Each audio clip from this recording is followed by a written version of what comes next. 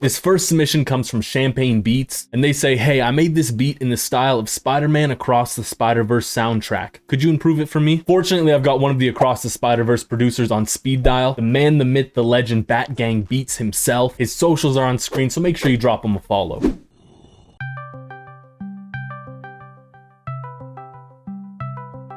Yo, what's good? Yo, what's up? All right, let's give it a listen.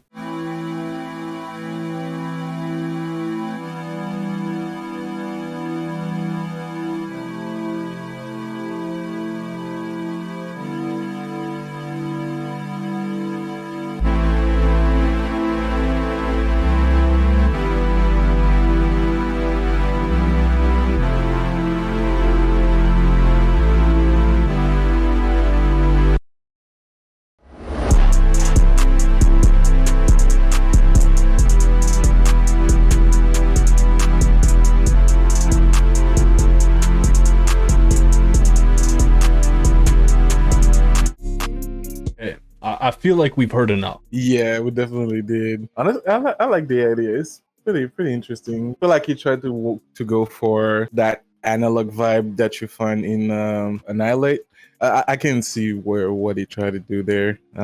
We definitely have some low frequencies clashing with the 808 there, I heard. Yeah, I feel like there's got to be something weird going on with the 808. He's boosting it, you know, like this is like okay. I feel like it's got to be some like mixing thing. Yeah. Damn. Yo, bro is sidechaining his kicking 808. Damn, isn't it recently you gave the advice to just the free clipper on the master sometimes is enough? Yo, this is definitely not the default threshold. What is bro doing? Now, honestly, all you ever need is the default soft clipper. Like, yeah, you can do some different things, but if you don't know what you're doing, the default soft clipper is a game changer. Yeah. Whenever someone tries to sidechain, they do something like this, and then they're also kind of limiting their 808. I just hate that. Yeah, it's like you definitely don't always need to sidechain your 808, especially in trap beats. I never sidechained my 808, and like, okay, this really sticks out to me, right? This is how it sounds with the limiter. And then without the limiter, it doesn't sound that different even.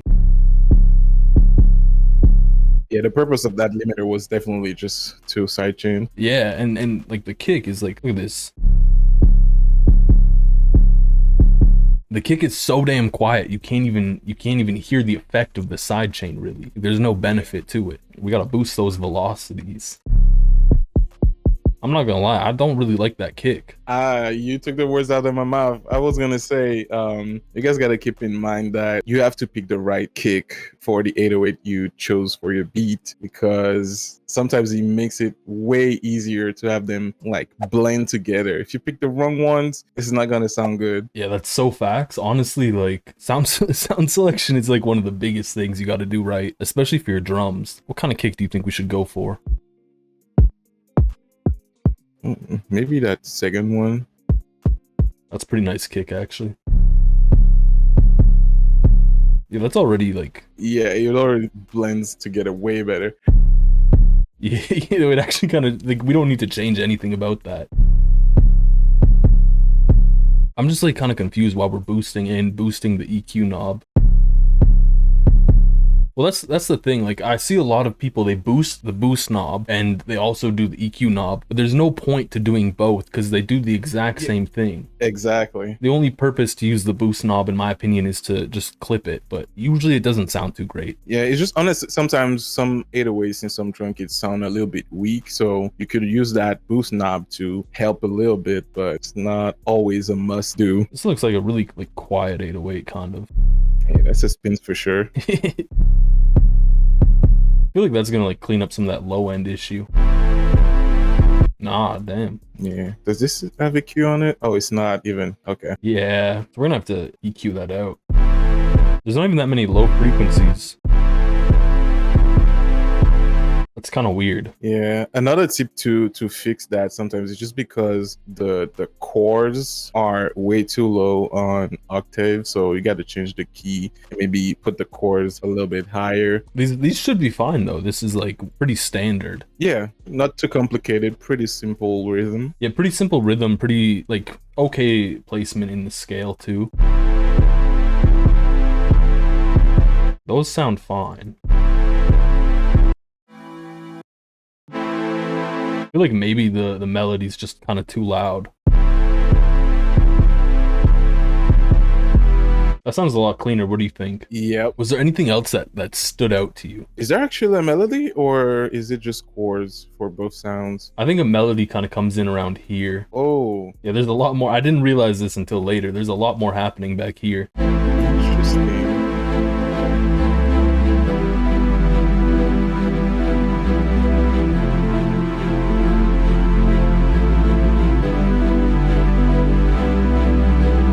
Low key, like I feel like that could really go into like Jersey Club.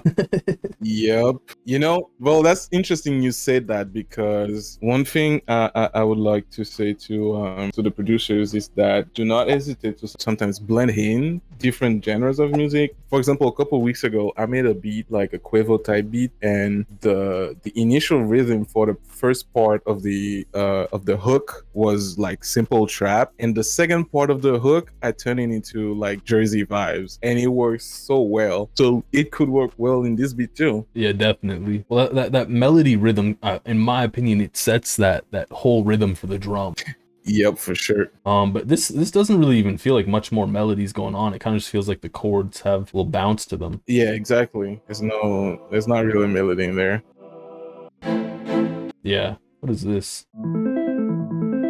Oh, Overall, I like a lot of the melody sounds for what they're trying to do. yeah, same. It's just that it needs better mixing and EQing to make everything blend together. But other than that, like I feel like we could maybe sauce a melody in here. What do you think? Let's do it. You're the expert on these beats. You are the household expert. So what instrument do you want to go to? I see 3 different options. Either like a violin or some kind of reverb sine synth, or something that sounds more analog to like staying with the vibe of the synth he has here. I'm low-key a violin fan, so I'm saying we go violin. Let's go. So do you have any particular melody sauce that you like to go to? Sometimes it's just easy to follow the chord notes that you played initially, and then it's just go with the vibe, really, honestly. Yeah, that makes sense. Okay, I got the chords here. I say we just make something. What are your thoughts? That's a good start. I feel like for the next note we should like go down. Yeah, definitely.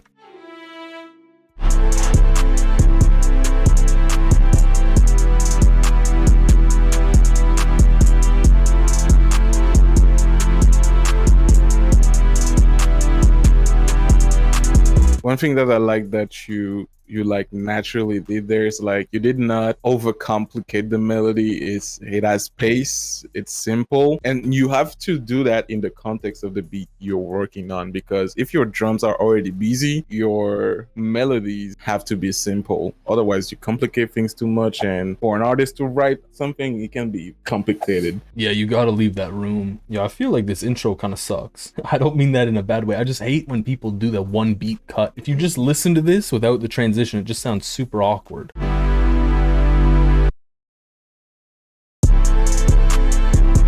For transition from intro to hook, it's not ideal. It does work sometimes, and on certain type of beats, from verse to hook, you can hear that often in some songs, but you do have vocals on top to cut through. Like even if you just like add in some of the drums and then just cut them out, that would be a lot better. You don't need to do anything crazy. Like my favorite thing is just to cut on the clap, maybe even cut the bass there.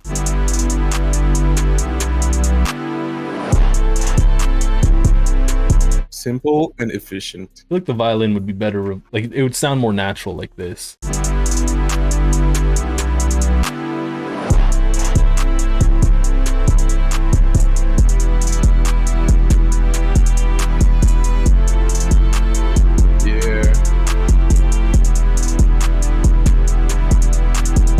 also noticed the clap. Something's going on with it.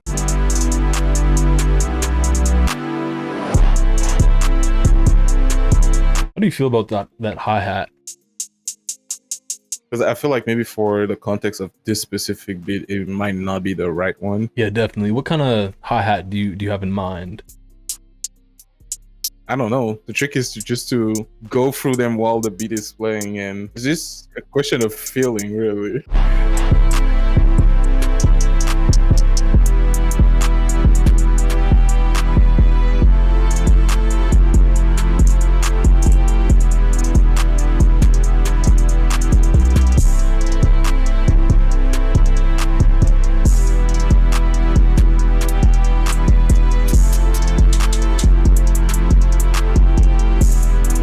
That clap too. Yeah, I feel like this hi-hat kind of do be saucy in here. It's from the Sauce Kid, so of course it is. Yeah, I might cut through very nicely. Oh yeah. I feel like we need to pitch that down a little bit though. That open hat is kind of stupid loud.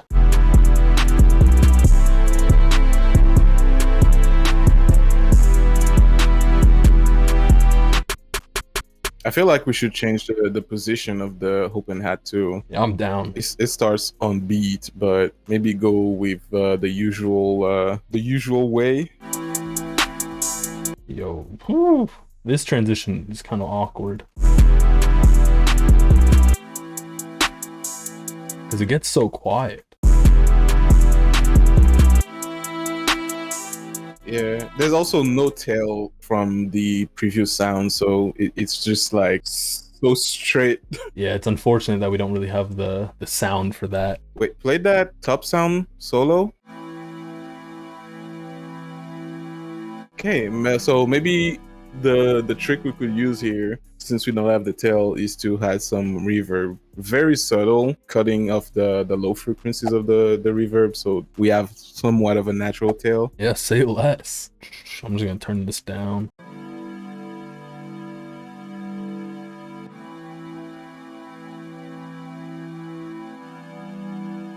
What I would do usually on the vintage Verb is I would turn down a little bit the bass multi knob, and about that, and then the low cut I would increase it towards like maybe 300 on the far right bottom. You'd put that to 300? Yeah, it's gonna depend on the melody or the chords it's on, and how much I want to remove the reverb on the low frequencies, because you don't want that to clash with your bass and 808s. Yeah, damn, this kind of turned into like a Valhalla vintage Verb lesson. I feel like we could duplicate that here too, just to like fill up the space a bit better. Simple tricks, but they work.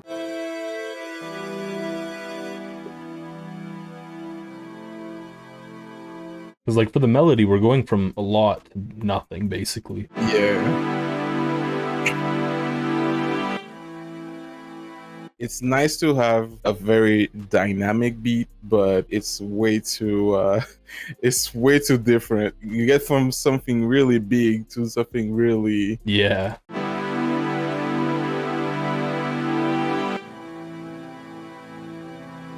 That's really tiny. Yeah. I see why. Because I turned it down. That's my bad.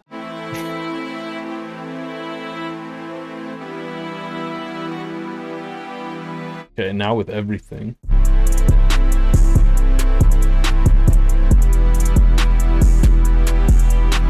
Okay, that's a bit better. I concur. Is there anything else that you would want to change about this beat? Well, take on the idea you gave earlier and have like that other part towards the end like turn into a Jersey beat. Now the question is this transition from this rhythm to Jersey beat, is it gonna be smooth and is it gonna work? Let's see what it's laid out like already.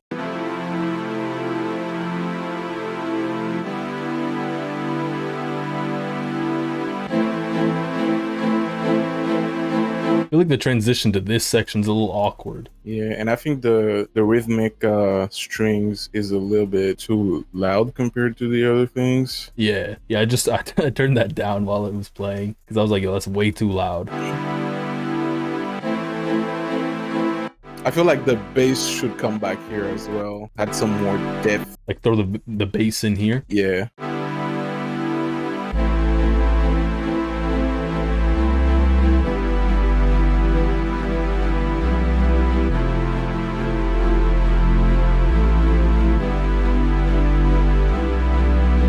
I feel like we could just throw the kick in there. Let's see. But what's the Jersey pattern again? It's like ta ta ta ta ta ta. Exactly here. Yeah, and then that just gets copied over. Exactly. The rest of the drums don't really fit anymore. Clap probably is fine. I think we should speed that up. I've literally never made Jersey before. Is this what they do? You would usually find a snap instead of a clap. Damn. Wait, you've heard the Lil Uzi Vert song, right? Just Wanna Rock. Yeah, yeah. Is that pattern basically? I feel like I have a snap somewhere. I think that's my problem. I don't have many snaps. Yo, they'll be like named. There we go. But well, that one is perfect, and he got the perfect name also. So it's meant to be. So wait, what's the pattern again? I already forgot. Something like that, right? Yeah, just 2. Yeah, and here maybe just 1, and then you make it go back to 2 and 1.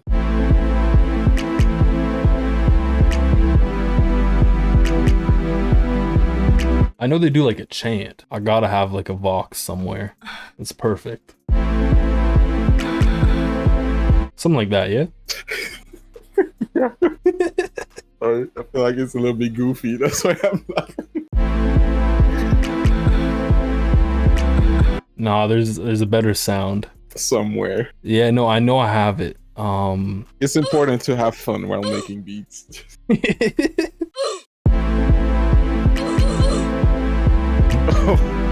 It kind of goes hard though.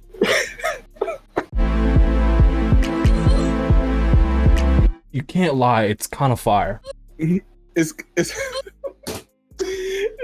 kind of fire, but it's such an interesting like contrast because you have this kind of serious beat that's not goofy at all, and then you have this goofy vocal chop. It's the general idea, right? Yeah, I guess.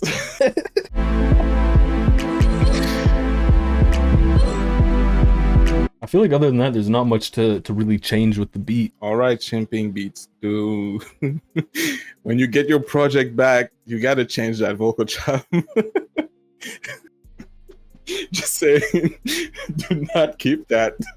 Just casually. Oh, but the idea for the rhythm of the vocal chop is the right one for sure. Yeah.